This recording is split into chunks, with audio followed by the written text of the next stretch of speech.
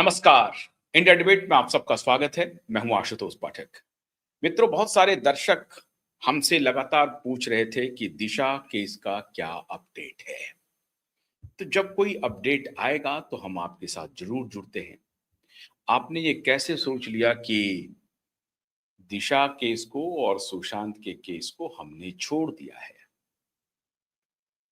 दुनिया की अन्य शक्ति तो छोड़ सकती है, लेकिन क्यूबाइव नेटवर्क दिशा के केस को नहीं छोड़ सकता है, ना ही सुशांत के केस को छोड़ सकता है। लेकिन आज जब अपडेट मिली है तो मैं आपके सामने हाजिर हो गया हूं, फौरन से पेशतर। और अपडेट बहुत ही चौंकाने वाला है, इंटरेस्टिंग। अब तमिलनाडु के रेवती बहुत सारे हो गए हैं मुंबई में। मैंने इसके बारे में आपको जानकारी दी थी बहुत पहले। बहुत सारे पुलिस वाले जो छोटे अफसर हैं, हेड कांस्टेबल स्तर के, पुलिस इंस्पेक्टर स्तर के और एसीपी के स्तर के भी अधिकारी हैं, जो सतीश साल्यान के वकील नीलेश ओझा जी के सीधे संपर्क में है और उनकी टीम के संपर्क में है। अभी 2 दिन पहले की बात है, जब मुंबई पुलिस की कुछ रेवती ने, मतलब रेवती से तात्पर्य समझ रहे हैं आप क्या? रेवती से तात्पर्य है वो पुलिस। अब रेवती एक सिंबल बन गई है साहस का, असत्य के खिलाफ, अन्याय के खिलाफ, अत्याचार के खिलाफ जुबान खोलने वाली या वाला एक मॉडल हो गया है। रेवती अब एक लेडी कांस्टेबल नहीं थी या लेडी हेड कांस्टेबल नहीं थी। रेवती एक सिंबल है, एक किंवदंती बन गई है अब। और आने वाले दिनों में अब लोग रेवती के ही नाम से जानेंगे। क्यों? क्योंकि रेवती के ही विटनेस पे इतने पुलिस वालों को मौत की सजा मिली। क्यों? क्योंकि उन्होंने दो पिता पुत्र को बेरहमी से पुलिस कस्टडी में इस तरह से पिटाई की कि दोनों की मौत हो गई। और उसके बाद पुलिस वालों के खिलाफ कोई जुबान खोलने वाला नहीं था। वैसी परिस्थिति में, वैसे क्षण में रेवती बाहर आती हैं और रेवती मोर्चा संभालती हैं और रेवती अपना विटनेस देती हैं कि हमारे आंखों के सामने में ये घटना घटी है। मैं साक्षी हूं कि किस प्रकार से पुलिस वालों ने पिता पुत्र की पिटाई की। जो छोटे व्यापारी थे, छोटे बिजनेस करने वाले थे, छोटे दुकानदार थे, कोविड के दौरान उन्होंने पुलिस के आदेश का पालन नहीं किया, इसलिए उन्हें कस्टडी में लिया और फिर उसकी ऐसी पिटाई की, ऐसी पिटाई की कि उनकी मौत हो गई। अब उस फिर रेवती आई सामने, रेवती ने सारी बात बयान की, उनके विटनेस हुए और विटनेस के आधार पर पुलिस वालों को सजा मिली। उसके बाद जब हमने ये खबर दिखाई और अन्य मीडिया समूहों ने रेवती के बारे में विस्तार से खबर दिखाई, तो पूरी दुनिया में, भारत ही नहीं पूरी दुनिया में रेवती एक मिसाल बन गई। और खास तौर से भारत के पुलिस वाले बहुत अपनी अंतरात्मा को झकझोरने लगे। वो ऐसे करप्ट पुलिस ऑफिसर जो परमवीर और सचिन बाजे के साथ है, अभी उसके बारे में मैं आपको बताने जा रहा हूं, एक्सक्लूसिव बात। उनकी बात छोड़ दीजिए, लेकिन जो भी वर्दी में ईमानदार पुलिस वाले हैं, उनकी अंतरात्मा जगी और जहां कहीं भी ऐसा हो रहा है, जहां कहीं भी अपने ही पुलिस वालों के खिलाफ उनको आवाज उठानी पड़ रही है, वो आवाज उठा रहे हैं और टेस्टिमनी दे रहे हैं। जो भी सबूत है वो दुनिया के सामने ला रहे हैं। अब उसी क्रम में अब एक नई बात सामने आई है। 2 दिन पहले मुंबई पुलिस के 3-4 पुलिस वालों ने, मैं उसमें इसलिए पद का नाम नहीं बता रहा हूं क्योंकि एक तो उनकी नौकरी खतरे में है, उनकी जान भी खतरे में है। क्योंकि एक बात मान के चलिए, जब भी आप ये सवाल उठाते हैं कि क्यूबाइव नेटवर्क दिशा की खबर में चुप हो गए हैं क्या, बिल्कुल चुप नहीं हुए हैं। ये हम ही हैं जो लड़ रहे हैं और आगे भी हम ही लड़ेंगे। लेकिन आप सोचिए, वर्दी वाले जिनके पास सबूत थे, उनको परस्यू करने में हमें कितना वक्त लग गया, उनकी आत्मा को झकझोरने में हमें कितना वक्त लग गया। नीलेश ओझा के वकीलों की टीम, और 50 वकीलों की टीम है, 50, एक दो नहीं, एक वकील नहीं, दो वकील नहीं, अपना नाम गुप्त रख के, छुपा करके इन पुलिस वालों से लगातार संपर्क कर रहे हैं, मुलाकात कर रहे हैं, अलग अलग जगहों पे, अननोन जगहों पर मिल रहे हैं, उनसे सारे डिटेल ले रहे हैं। क्यों? क्योंकि अब जो आखिरी हियरिंग है, अभी छुट्टी के बाद का तारीख मिला है, जून की तारीख मिली है, तो कुछ दिन और इंतजार कर लेते हैं। लेकिन अब सबको लग रहा है कि ये आखिरी तारीख होगी जिसमें संभवतः मुंबई हाई कोर्ट एफआईआर का आदेश दे दे, और उसके बाद फिर तो कार्रवाई होगी। इसी दौरान ठाकरे और उनके समूह के तरफ से पूरा रिगर चल रहा है, पूरी ये कोशिश हो रही है कि कैसे इस मामले को दबाया जाए और अटकाया भटकाया जाए अदालत में। हमारी टीम की ये कोशिश हो रही है कि कैसे अधिक से अधिक सबूत इकट्ठा किए जाएं, जो सबूत अकाट्य हों, और अदालत में जब वो सबूत पेश करें तो अदालत भी भौचक्क रह जाए, अदालत को लगे कि इतना ब्लैक एंड व्हाइट केस है, उसके बाद हमने ये काम किया। इसीलिए आज मैं माननीय जज साहब से भी, जो हाई कोर्ट के चीफ जस्टिस हैं, जो 2 महीने हो गए हैं सुनवाई को, उसके बाद अब उन्होंने जून का वक्त दिया है। मुझे नहीं मालूम उन्होंने दिया है या हाई कोर्ट की रजिस्ट्री ने लगाया है। हाई कोर्ट की रजिस्ट्री में ठाकरे गैंग की पहुंच है, वो तारीख बढ़वा देता है, तारीख बढ़वाने में तो मास्टर है। जब संजय राउत कह रहे हैं कि बाला साहब ठाकरे फोन करके किसी जज को फोन कर देते थे और मनमाफिक वर्डिक्ट ले लेते थे, तो कुछ भी हो सकता है। ये संजय राउत कह रहे हैं, मैं नहीं कह रहा हूं। ये शिवसेना उद्धव के जो नेता हैं संजय राउत, वो कह रहे हैं कि बाला साहब ठाकरे फोन करते थे, और वो भी उन्होंने हवाला दिया है किनका? हवाला दिया है केंद्रीय गृह मंत्री अमित शाह का, कि अमित शाह गए थे उनसे मिलने के लिए, गिड़गिड़ाए, उनके कदमों में बैठे, मैं वहीं बैठा हुआ था, मैंने ही गेट खोला था, और जब अमित शाह आए तो अमित शाह ने कहा कि बताओ, अब पूछा बाला साहब ठाकरे ने कि साहब ने पूछा कि बताओ क्या बात है। उन्होंने कहा कि साहब मेरा एक केस फंसा हुआ है, आपके एक फोन से हो जाएगा। मतलब आप सोचिए, और कहां पे बोल रहे हैं वो ये बात? ये बोल रहे हैं कपिल सिब्बल के पॉडकास्ट में बोल रहे हैं संजय राउत, कि उसके बाद फिर साहब ने फोन कर दिया उस जज विशेष को, और फिर जज विशेष ने जो है सो फेवरेबल फैसला दे दिया। मतलब आप सोचिए कि सीधा सीधा वो कैमरे पे कह रहे हैं कि बाला साहब ठाकरे के फोन से काम हो जाता था, भले ही वो अमित शाह का नाम ले रहे हो, और इसके बदले वो कह रहे हैं कि अमित साहब ने कृतज्ञता व्यक्त की है, कृतज्ञ है अमित शाह, उनको कृतज्ञता व्यक्त करनी चाहिए, वो कृतज्ञ हैं। आज वो हमें ही फंसाने, हमारी पार्टी को तोड़ रहे हैं। कमाल है। हम लोगों का आरोप है कि अमित शाह उनको बचा रहे हैं, वो कह रहे हैं कि अमित शाह हमारी पार्टी को तोड़ रहे हैं। अरे भाई, पार्टी तोड़ने से भी अधिक गंभीर अपराध उनके पोते ने किया है, बाला साहब ठाकरे के पोते ने किया है। और अगर ये रिश्ता है श्रीमान अमित शाह जी से, तो हो सकता है कि अमित शाह बचा रहे हो। ये आरोप है, मैं ऐसा नहीं मानता। मैं नहीं मानता हूं कि अमित शाह आदित्य ठाकरे को बचाएंगे किसी भी सूरत में, बिल्कुल नहीं बचाएंगे। समय जो लग रहा है वो लग रहा है, लेकिन कार्रवाई उनके खिलाफ होकर रहेगी, इसमें कोई शक नहीं है। अब आते हैं अपने मूल विषय पे, क्या क्या हुआ, 2 दिन पहले की खबर क्या है, और कैसे हम ये आपके सामने अपडेट लेकर आ रहे हैं। तो पुलिस वालों ने 2 डिजिटल प्रूफ दिए हैं। एक डिजिटल प्रूफ है सुश्री एकता कपूर की नशेड़ी पार्टी का, और दूसरा प्रूफ है करजत और पनवेल फार्म का। डिजिटल प्रूफ, करजत और पनवेल दोनों फार्म का, एक श्रीमान खान भाईजान का और एक ठाकरे साहब का। अब वो डिजिटल प्रूफ ऐसा है जो कोर्ट की संपत्ति है एक प्रकार से। अगर मैं आज दे दूं तो भूचाल आ जाएगा, भूचाल आ जाएगा इस देश में। और अब मुझे लग रहा है कि ये ठाकरे और अभिषेक बनर्जी, इन दोनों का रिश्ता कहां है। आपसे थोड़ी देर बाद मैं एक विशेष प्रोग्राम करने वाला हूं, अगर वो आ गए, उत्तर प्रदेश के पूर्व डीजीपी विक्रम सिंह जी के साथ। वो कुछ बड़े खुलासे कर रहे हैं आज हमारे शो में अभिषेक बनर्जी को लेकर के।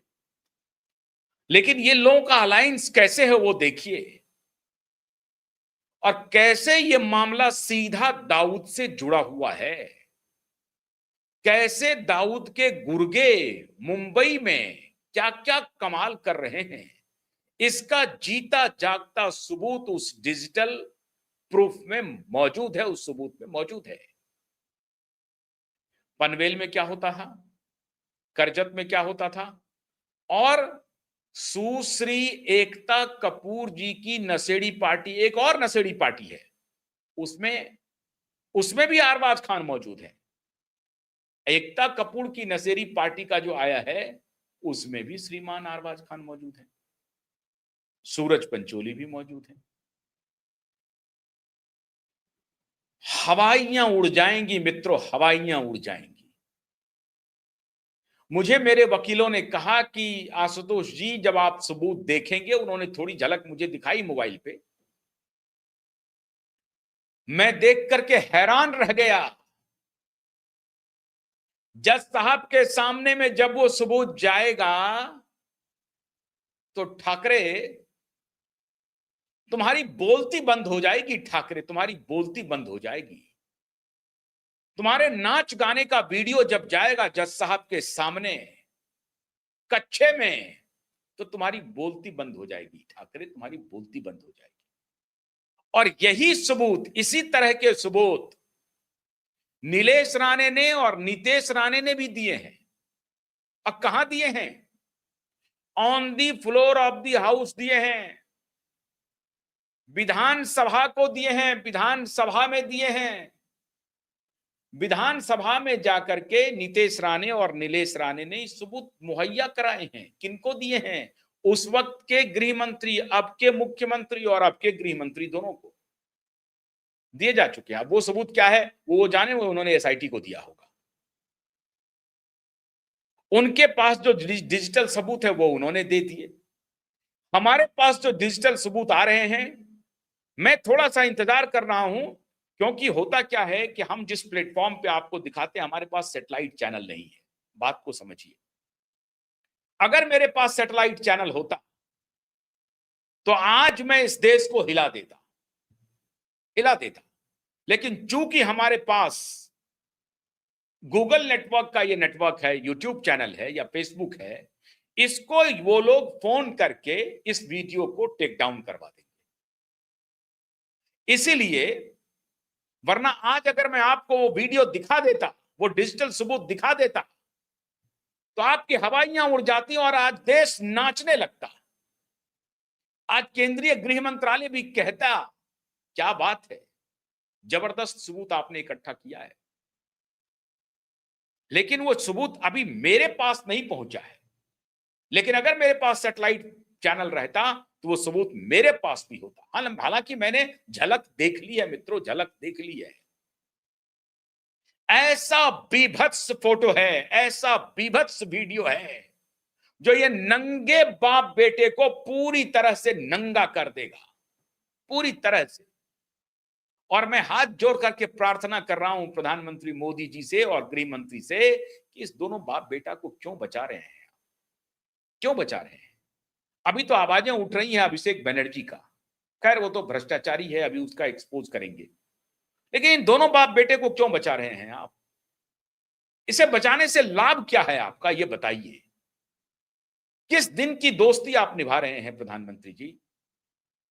इन दोनों बाप बेटे का जो कुकृत्य है ना, वो अगर आज मैंने कहा ना कि अगर मेरे पास सैटेलाइट चैनल होता तो आज पूरी दुनिया थू थू करती इस दोनों बाप बेटे के ऊपर। और आज मैं सैल्यूट कर रहा हूं उस मुंबई के 4 पुलिस वालों को, जिन्होंने ये सबूत खुद चल करके हमारे वकीलों के पास पहुंचाए हैं। और अब जो नितेश राणे और नीलेश राणे ने सबूत दिए थे, उस सबूत के आगे का सबूत है। नशेड़ी रिया चक्रवर्ती और तुम्हारे बॉयफ्रेंड तुम्हें क्लीन चिट दिलवा रहे हैं, और तुम्हारे बिके हुए दलाल पत्रकार तुमसे इंटरव्यू कर रहे हैं, जिनकी पत्नी के बारे में अभी खबर मिली है कि कल क्या हुआ है पश्चिम बंगाल में, मुझे नहीं मालूम, लेकिन कुछ हुआ है। अंग्रेजी बोल रही थी वो, तो टीएमसी के कार्यकर्ताओं ने हिंदी में उन्हें समझा दिया। अब उनकी अंग्रेजी उनको समझ में नहीं आ रही होगी तो उन्होंने हिंदी में समझा दिया। लेकिन जो स्पेशल चार्टर से या स्पेशल फ्लाइट से इंटरव्यू लेने के लिए गए थे श्रीमान, आज वो कहां हैं? आज वो पत्रकार कहां हैं जो अभी कुछ दिन पहले रिया चक्रवर्ती को कह रहे थे कि आपको तो सुप्रीम कोर्ट से क्लीन चिट मिल गया है, सुप्रीम कोर्ट से क्लीन चिट मिल गया है। अब उन्हें यह मालूम नहीं होगा कि मुंबई की जो रेवती है वो क्या गुल खिलाने वाली है आने वाले दिनों में। अभी अशोक करात का खेल हो रहा था, रूपाली चकनकर का खेल हो रहा था। ये तीनों कहां चले गए पता नहीं, फाइल से गायब हो गए, रूपाली चकनकर भी और अशोक खरात भी। हमारी टीम लेकिन पूरी शिद्दत से लगी हुई है, शिद्दत से। क्यों? क्योंकि ये अब ये आखिरी तारीख जून होगा, अब उसके बाद अदालत का क्या कहा जाए, क्या कहूं अब अदालत के बारे में। बड़ी बड़ी बात कर रहे हैं चीफ जस्टिस साहब, सूर्यकांत जी बड़ी बड़ी बात कर रहे हैं, महिलाओं की सुरक्षा, नारियों की सुरक्षा। अरे साहब आप खोलिए तो सही, सुनवाई शुरू तो कीजिए, फिर देखिए सबूत कैसे कैसे आते हैं, फिर पता चलेगा इनका सुसाइड का केस का, 14वें फ्लोर से गिर करके सुसाइड करने का। पुलिस वाले जो नपेंगे, और सबसे अच्छी बात यह है मित्रों कि ये जो 4 पुलिस वाले हैं वो कह रहे हैं कि मेरी नौकरी जा सकती है क्योंकि वो लोग भी हमारे पीछे लगे होंगे, लेकिन हमारी नौकरी चली जाए कोई बात नहीं।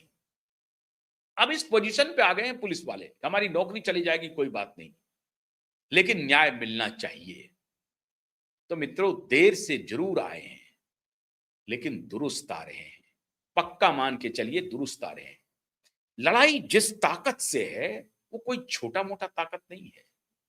देख रहे हैं ना, एक तरफ जुडिशरी हाथ खड़े कर रही है, एफआईआर रजिस्टर नहीं करवा रही है। 1.5 साल हो गए ना, अब तो 1.5 साल होने को है, जुडिशरी सुनवाई नहीं कर रही। आप इसी से कल्पना कीजिए कि कितनी बड़ी ताकत है। लेकिन अकेला नेटवर्क क्यूबाइड नेटवर्क है जो खड़ा है, तूफानों के खिलाफ खड़ा है, और खाली खड़ा नहीं है, बिहाइंड द कर्टेन काम कर रहा है, और उनके वकील काम कर रहे हैं, रोज कोशिश कर रहे हैं और पुख्ता सबूत और अब कोई सबूत की जरूरत नहीं है। अब तो मैंने तभी तो नीलेश ओझा जी ने कहा था कि इतने सबूत हैं जो फांसी तक पहुंचाने के लिए आदित्य ठाकरे को काफी है। ये मैंने नहीं कहा है, ये श्रीमान नीलेश ओझा जी ने कहा है। उनके वकीलों के पास इतने सबूत हैं कि फांसी तक पहुंचाने के लिए काफी हैं। और रिया चक्रवर्ती जो अभी घूम रही है, जिनका लुकआउट नोटिस क्वैश हो गया, जिनका अकाउंट डीप फ्रीज कर दिया गया, रिया चक्रवर्ती तुम्हें दुनिया की कोई शक्ति नहीं बचा सकती है, कोई शक्ति नहीं बचा सकती है। ऐसे पुख्ता सबूत हैं, ऐसे पुख्ता सबूत, ऐसे पुख्ता डिजिटल सबूत है जो तुम्हारे खिलाफ जा रहा है, तुम्हें नहीं कोई बचा सकता। हाँ, जब तक कृपा है मोदी जी की तब तक तुम बच रहे हो, जब तक कृपा है देवेंद्र फडणवीस जी की तब तक तुम बच रही हो, तभी तक तुम बच रही हो जब तक कृपा है। लेकिन मैं अपने दर्शकों से यह जरूर कहना चाहूंगा कि आप जो हमें दूसरे कार्यक्रम को लेकर के संदेश भेजते हैं, आपका सवाल बिल्कुल उपयुक्त है, सही है, लेकिन जब हमें कुछ नई बात मिलेगी तो आपसे शेयर करूंगा। नई बात मिली, मैं फौरन आ गया आपसे शेयर करने के लिए। आप हमेशा ध्यान रखिए कि अकेला नेटवर्क है क्यूबाइड नेटवर्क जो इन सब के खिलाफ, इतने बड़े ताकतवर के खिलाफ खड़ा है, और वो वकीलों की टीम खड़ी है जो अपनी जान की बाजी लगा करके मुंबई में काम कर रही है, जान की बाजी इन माफियाओं के खिलाफ। क्योंकि उस डिजिटल सबूत में कुछ ऐसे लोगों के भी वीडियो हैं जिसका जो सीधा दाऊद का हैंडलर है, दाऊद का हैंडलर है, ये पुलिस वाले कह रहे हैं कि ये दाऊद के हैंडलर हैं, ये जो ड्रग का कारोबार चल रहा है उसका सीधा रिश्ता है। यूं ही समीर वानखेड़े के पीछे पूरी सत्ता नहीं लग गई है। आप क्या समझते हैं समीर वानखेड़े ने हाथ डाला शाहरुख खान के बेटे को तो समीर वानखेड़े पैसा तहसील रहे थे? नहीं, ये पूरी बैटरी इकट्ठा हो गई कि अगर ये राज खुल गया तो सबके सब खत्म हो जाओगे। और इसीलिए कभी कभी मुझे भारतीय न्याय व्यवस्था पर शक होता है कि वो न्याय डिलीवर करने में कब कामयाब होगी। उम्मीद नहीं छोड़े हैं, लेकिन शक गहरा होते जा रहा है, शक गहरा होते जा रहा है। बहुत सारे लोग तो निराश होकर के चल पड़ेंगे अपने रास्ते, लेकिन क्यूबाइब नेटवर्क नहीं चलेगा, यह लड़ता ही रहेगा आखिरी सांस तक। तो समीर वानखेड़े के खिलाफ जो उनके डिपार्टमेंट के बड़े बड़े ऑफिसर, एथिकल ऑफिसर खड़े हो गए उनके खिलाफ, ट्रांसफर करवा दिया। उनका जो मूल डिपार्टमेंट था इनकम टैक्स में चेन्नई में ट्रांसफर करवा दिया समीर वानखेड़े का। इतने ताकतवर हैं ये। मुझे नहीं मालूम कि नवाब मलिक का जो दामाद है वो मरा कैसे। ड्राइवर की गलती से एक्सीलेट हो गया, उसकी मौत हो गई। मुझे पूरा शक है कि नवाब मलिक के दामाद की जो मौत हुई है वो भी हत्या है, उसकी भी जांच होनी चाहिए। ऐसा कैसे हो सकता है? एक आदमी हॉस्पिटल के बाहर खड़ा है, ड्राइवर गाड़ी लेके आ रहा है और ड्राइवर यकायक उसके एक्सीलेटर पर पैर दबता है और खटाक से उस आदमी को ही मार देता है, बाकी सब बच जाते हैं।